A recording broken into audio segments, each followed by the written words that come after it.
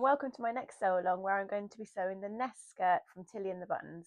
This is a great skirt if you'd like to make yourself a skirt for this season, and it has lots of nice dressmaking techniques to try, including a fly front zip, top stitched mock fell seams, belt loops and 2 types of pockets. So let's get started. So design wise it's quite a straightforward skirt. You just need to decide whether you're going to make the shorter mini length or the longer below the knee length. I've made this once before and I made the shorter one, so I'm going to do that again. You can also choose whether to include the pockets on the back or not. I did in my last version and I think that looks quite nice, so I'm going to do that again. And then we need to decide on our fabric choices. So this pattern asks for a medium to heavyweight woven fabric. So I am trying my hardest to use up all the fabrics that I've got in my stash before buying new ones at the moment if I can. So I've got some of this green needle cord left over from the Sonny jacket project that I did. If you haven't seen that video, have a look on my channel and you'll find a full sew along for that pattern using this fabric. But I think I've got just enough to get the skirt out of this too. So that's good. I really like being able to squeeze patterns out of smaller amounts of fabric, so that's what I'm going to use. The pattern doesn't actually ask to be lined, but I do feel that this needle cord, as I did with the Sonny jacket, is quite thin and probably not strong and structured enough to hold the style of this jacket. So what I've decided to do is interline it again like I did with my jacket, but this time with some of this sort of satiny type fabric. I've had this for years.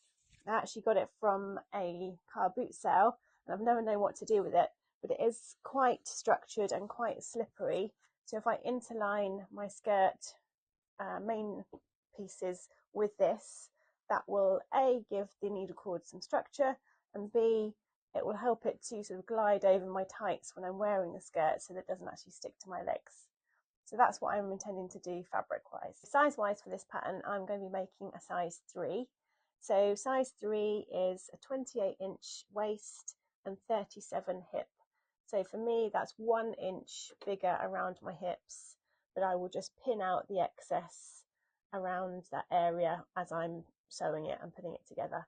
And then hopefully that will give me a good fit. So that's it for the planning. Now let's move on to the preparation. So the first thing that we need to do to prepare is trace out our pattern.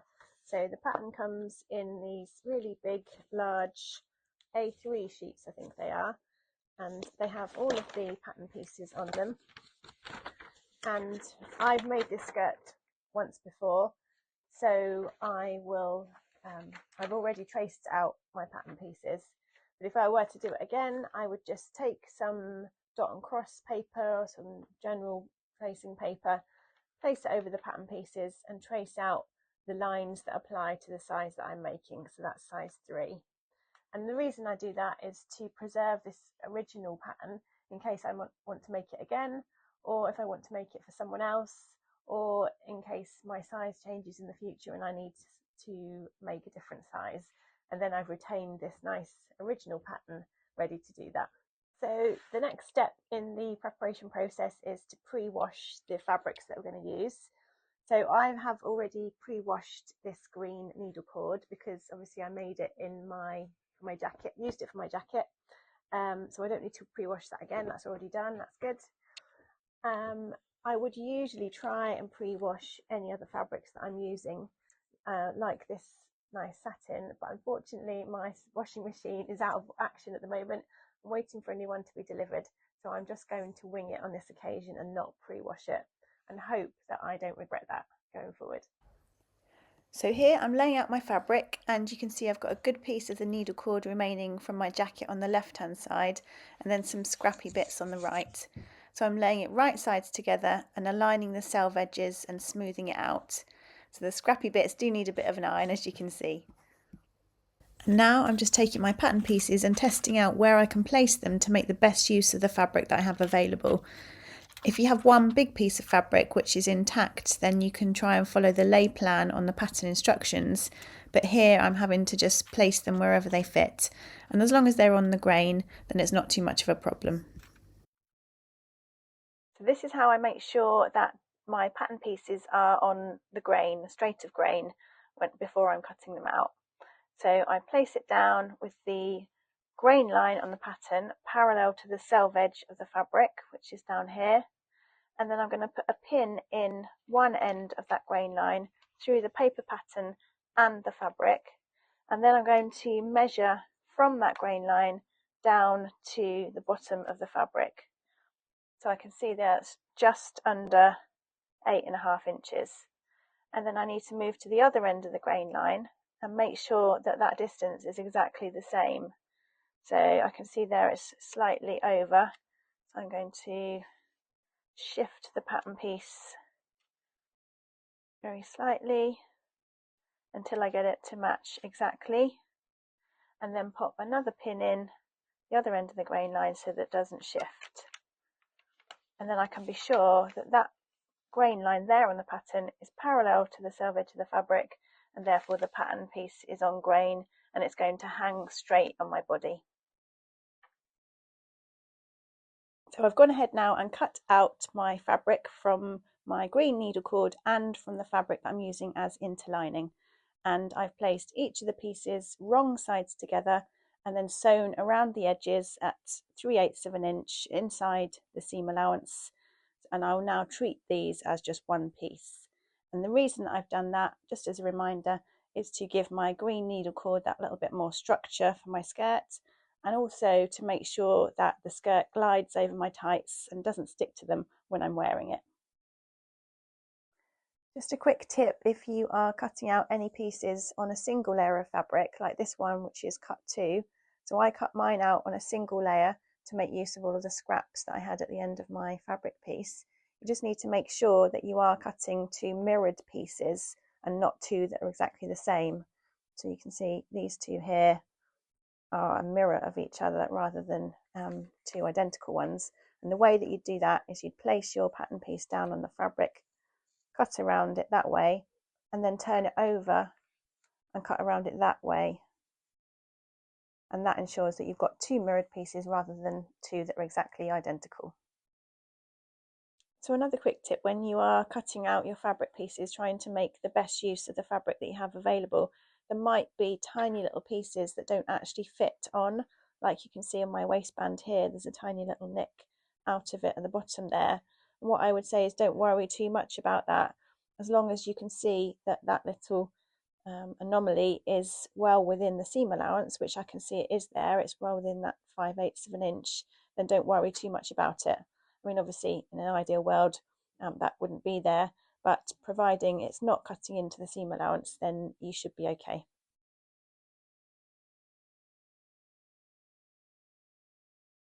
So we're now moving on to the construction of the skirt, and the first steps ask us to interface the waistband and the zip facing, but I'm not going to do that because my interlining is actually doing the job of the interfacing and stiffening that fabric for me, so I'm just going to skip that step. So now we need to move on to the first sewing steps, which are to place the back pieces of the skirt right sides together and sew at 5/8 of an inch seam allowance. So on this piece here, it's the shorter side and the one with the 2 notches. And I should say I have also gone ahead and snipped in my notches of all of my pieces. And then we need to do the same thing for this yoke piece here. So the longer side of the yoke needs to be sewn together at 5/8 of an inch. So we're now turning these seams into mock felled seams. So the way we do that is to finish one side with an overlocker or a zigzag stitch. The other side of the seam allowance I've trimmed in half, and then I've taken it to the iron and pressed the finished edge of the seam allowance over the one that I've trimmed, so it's nice and flat. And then I'll turn it over, and at the sewing machine I will stitch 3/8 of an inch away from the seam line, and that will create our mock felled seam. The instructions do also suggest that you can do a second line of stitching on your mock felled seam, which is about 1/8 of an inch away from the seam line. So I've gone ahead and also done that because I think it makes the seam look really quite professional. That's what it looks from the outside, and then the inside looks like that. So I've now moved on to creating my back pocket pieces. I've overlocked both sides and the bottom edges of each one, and I've done my stay stitching as per the instructions, just under 5/8 of an inch from the edge, and that's to help us when we turn under these raw edges later on. So I now need to take each piece and fold it wrong sides together by 1/4 of an inch and press, and then another 3/8 of an inch and press, and then top stitch from the right side to create that top pocket opening. And the other thing I wanted to mention is if your fabric has a nap on it, which is like a raised surface, a sort of fluffy texture on it, like velvet or corduroy or needle cord in this example, you just need to make sure that you're cutting out both fabric pieces, and all of your fabric pieces for that matter, in the same direction, because if you don't, you will get one piece that looks very, very subtly different in terms of colour depending on the light. I don't know if that's coming across on camera very well. I did actually make that mistake on the jacket that I made previously. I don't know if anyone noticed that, but that does annoy me, so I may at some point unpick that from my jacket and change it. But I didn't want to make that same mistake with the skirt, so just make sure that your nap is running in the same direction on both pattern pieces. So this is how I'm marking the placement of my pocket pieces on my back skirt piece. I've laid the paper pattern over my back skirt, and I've popped a pin through the pocket markings on the pattern, through the pattern and through to the fabric. And then I'm peeling back the paper and I'm putting another pin in exactly where that pin is coming through from the paper, like that. And then I can remove the one in the paper, and then I've got the placement for my pocket, and I'll do that for all 4 corners of the square of the pocket. So on to the yoke piece on the back. So I would say this is probably one of the most difficult parts to sew. The instructions tell us to lay the back yoke over the back skirt, right sides together, and line up the centre back seams and pin exactly through the pivot points. Although I only had a pivot point on my pattern on the yoke piece. On the skirt piece, which is this one here, there is no pivot point. So I don't know if your pattern is the same. Let me know in the comments. So I started off by trying to do it this way. So it asks you to sew it basically in 2 halves. So this half first, and then sew the second half. But when I'd done that, I was really not happy with what it looked like. This centre back seam on the yoke was not aligned up with the centre back seam on the skirt, and there was quite a bit of puckering around this area. So I decided to unpick it and start again. So the way that I did it was to basically place the yoke piece right sides together with the back skirt, basically like that, and then pin all the way across on both sides, all in one go. And I focused on trying to line up my lines of stitches here as best I could, pinning it together, and that came out much better, much easier way to do it in my opinion, rather than trying to do it in 2 halves. So it's up to you how you try, but that's the way that I would recommend for this particular skirt. I then went ahead and did my mock felled seams, so I finished the yoke seam allowance, trimmed the skirt seam allowance, pressed them all down, and then did my 2 lines of top stitching. So I'm quite happy with how that's turned out now. So I'm now moving on to constructing the front pockets. So this is my pocket bag, and then this is my pocket facing. And I'm going to place the facing in the corner up here with the right side of the pocket bag against the wrong side of the pocket facing. Match the notches up there, and I think there's one on the side too. And then we need to sew around all edges with its 1/4 of an inch seam allowance. So now my pocket bags and pocket facings are sewn together, and they look like that. And that's the other side. And now we need to fold them in half, right sides together, so they look like that, and then press this folded edge here to form a crease.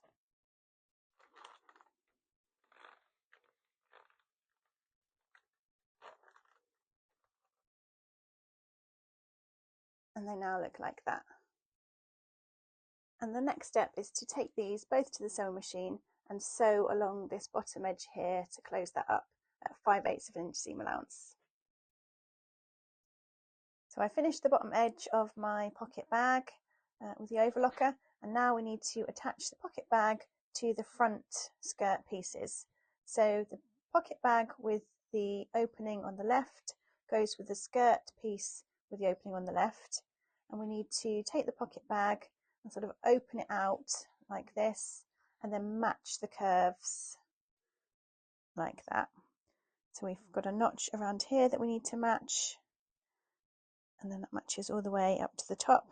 So we need to pin that together and then stitch it with a 5/8 of an inch seam allowance. So now we need to understitch our pocket bag, which is this piece, to the seam allowances of the front skirt, which is this piece. So I've already pressed my seam allowances towards the pocket bag at the ironing board, and now I've got my needle just about 1/8 of an inch inside the pocket bag through the pocket bag piece and the seam allowances, and I'm going to sew around this curve to understitch that together, and then that will help it to roll to the inside when we finally form this pocket. So that's now understitched all the way around that curve, and as you can see, when we turn it over like that, it gives it a nice clean finish from the outside and a nice curve. So I'm going to take that to the ironing board and give that a nice press, and then top stitch it about 1/8 of an inch all the way around from the outside. So I went ahead and did the top stitching on my pocket, and I was a bit disappointed to see that there was some puckers around the edge of it, as you can see on this picture here. And I think it's more accentuated on this picture because of the nap of the fabric on this needle cord. It shows every little lump and bump that there is. But I realised that it was because I hadn't actually snipped into the seam allowances of that curve. So when you do that on a curve, it helps the fabric to relax a bit more and sit more neatly. So I went ahead and opened out my pocket bag so that I could reach the small amount of seam allowance that you can see there, and then went ahead and did some clipping into the seam allowance, just little tiny snips. Sorry, it's slightly off centre there, but I think you can see what I'm doing. So I snipped some triangles into the seam allowance and some little tiny snips as well. And then once I'd done that and given it a good press, I think it does look much better. So the instructions don't actually tell you to clip into that curve, but I think if I make this skirt again, then I'll definitely do that before my understitching and my top stitching. So as a final step on the pocket construction, I've sewn some stay stitching along the side seams and at the waistband. And now I've moved on to the construction of the zip.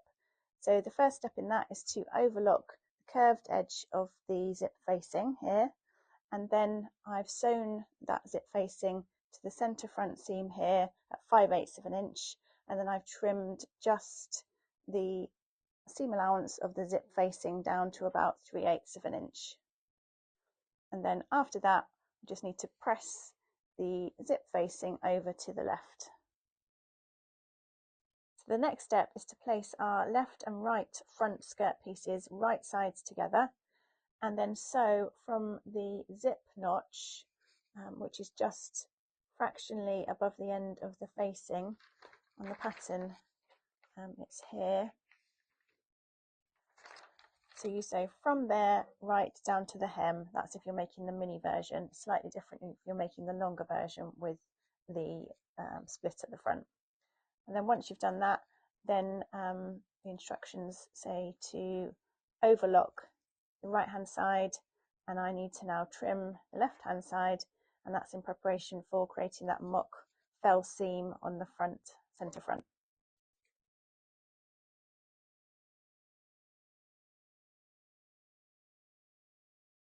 I'm now working on the zip guard, which was this pattern piece. So I've folded my zip guard in half along the long edges, right sides together, and I've stitched the side here at 5/8 of an inch. So I now need to trim this seam to about half its width-ish, trim off the corner, and then turn it right sides out and push out that corner so it's nice and sharp with the point turner.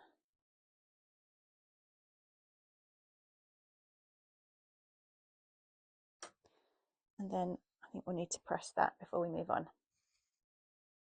So we're now getting our zip into action. So I've placed the zip 5/8 of an inch away from the finished edge, so the teeth of the zip need to be 5/8 of an inch away, and the bottom of the zip stopper, needs to be 5/8 of an inch away from the bottom of this zip guard. So I didn't have a 5-inch zip, so I just used a longer one and cut it off around about 6 inches and just sewed across the bottom to create that stopper myself. So you don't have to don't worry if you don't have a zip that's exactly the size of that the pattern recommends. If you've got a longer one, you can shorten it, providing you have got plastic teeth. Do be more careful if you've got a zip that's got metal teeth, of course. So once that's in position, then you need to sew down the middle of the zip tape there using your zip foot, and that's what that looks like. So I've now placed my zip guard with the zip right sides together with the left hand side of the skirt as you look at it, and then I've sewn directly on top of the previous line of stitching to sew those two together. So that's what that looks like now. And I'm now going to turn the zip guard over like that, so the zip is facing, and then sort of roll the centre front seam of this section of the skirt over so that it's just fractionally beside the zip teeth, and then top stitch along there to sew that down. So that's now stitched down to the left hand side of the zip. So you can see how that's going to come together now. So we'll close the zip, and this will then be placed over like that so you can't see it. And then what we need to do is pin this side to the right side of the zip through all layers like that. And now that's all pinned down on the front, we need to turn over and transfer those pins from the front to the inside.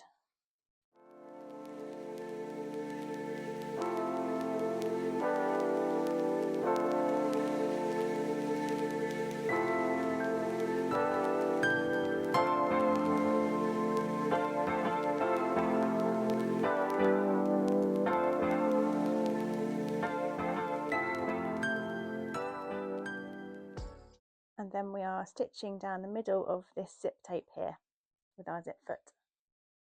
And as you're transferring those pins over to the inside, just be careful that you are just pinning through the zip and the zip facing and not through this part of the skirt as well.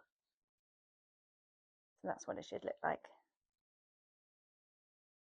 So now that's sewn, we need to pin the facing to the main skirt along here and then tack in a contrasting thread around this curve here, and that will give us a guide for our top stitching later.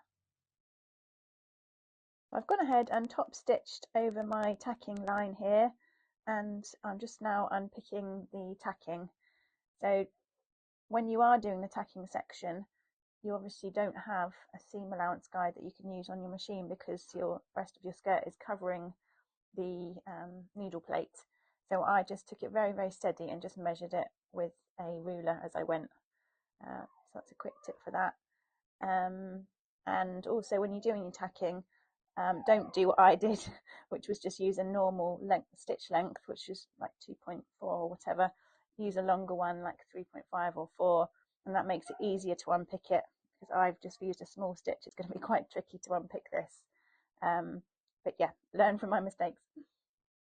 So that's my zip constructed and inserted, and there it is, all nicely hidden. I've done my top stitching around this curve here and done those little bar tacks at the bottom to secure all of the layers of the zip construction. So that's all in now, and that's good to go.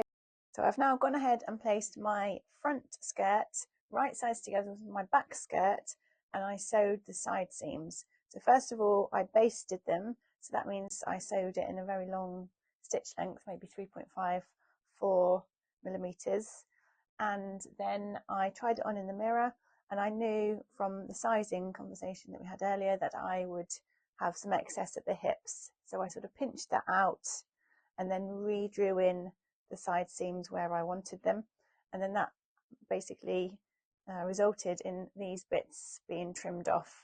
So then I re-sewed the side seams with a normal stitch length, and yeah, that fits me much better now. So what I could do is take my pattern piece and take these bits that I've trimmed off and place them in the position that they came off from, and then trim my pattern piece down so that if I do want to make this skirt again, then I don't have to make the same adjustment. And then whilst I had the skirt on, I did notice that there was some excess fabric on the back, sort of between the pocket areas, sort of under my bum, if you like, which I didn't like. And I think that comes from this pattern piece here. This is the back pattern, and you can sort of see that there is a curve to it, and just on me that's not very flattering. So what I did was I unpicked my centre back seam, which was a bit of a palaver because I had to unpick the seam and then unpick the mock fell seams, but I got there.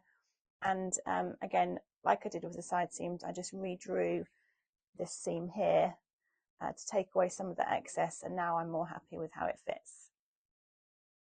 So I'm now on to attaching the waistband. So I've got my zip open, and I'm going to place my waistband right sides together with the top of the waistband matching the notches all the way round, and we need to be placing the lower curve of the waistband, the interfaced waistband, to that waistline. So that is, if you look at your pattern piece, it's this one here.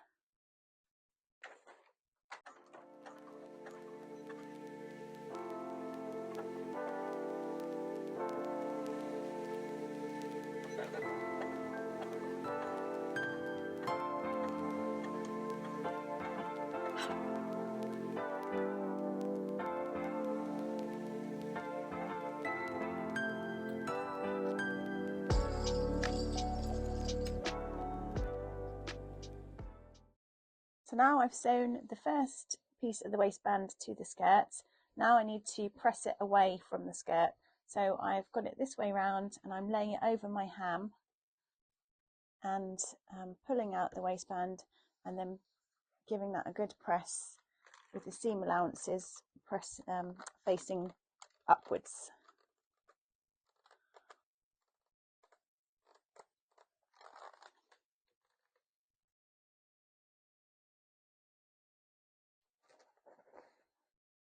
So now on to attaching the second piece of the waistband.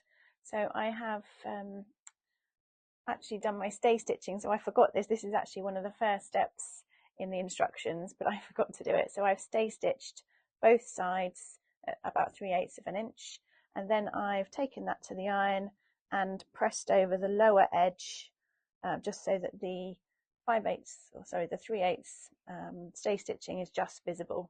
I don't know if you can see that there.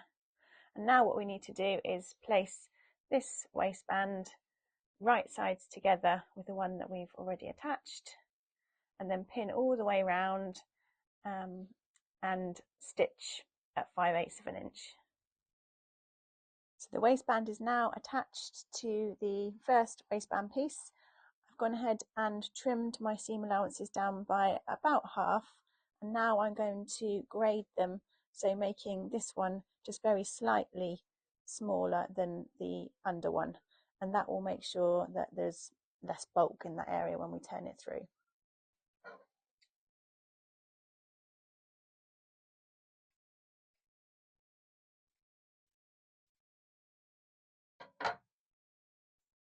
So I've now pressed my waistband over to the wrong side, and I've pinned all the way around. And the instructions now say to stitch in the ditch, which means to turn it over and then stitch in this seam line here. So basically meaning that the stitches should almost be invisible. However, I often find that if you're not 100% accurate with your placement of the waistband, then the stitching from the right side misses the edge of your waistband. So my preference is just to do some hand stitches all the way around to secure that in place.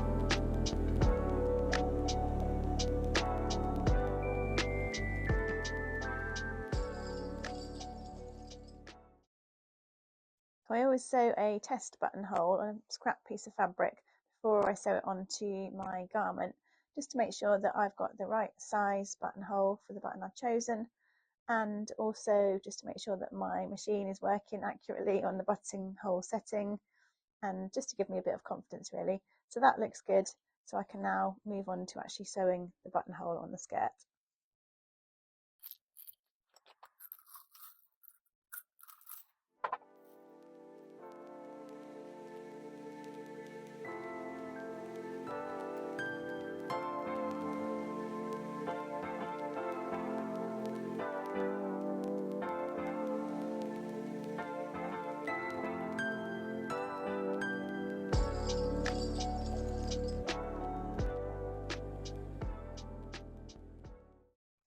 So my buttonhole has been sewn, my button is sewn on, and all that remains now is to do the hemming.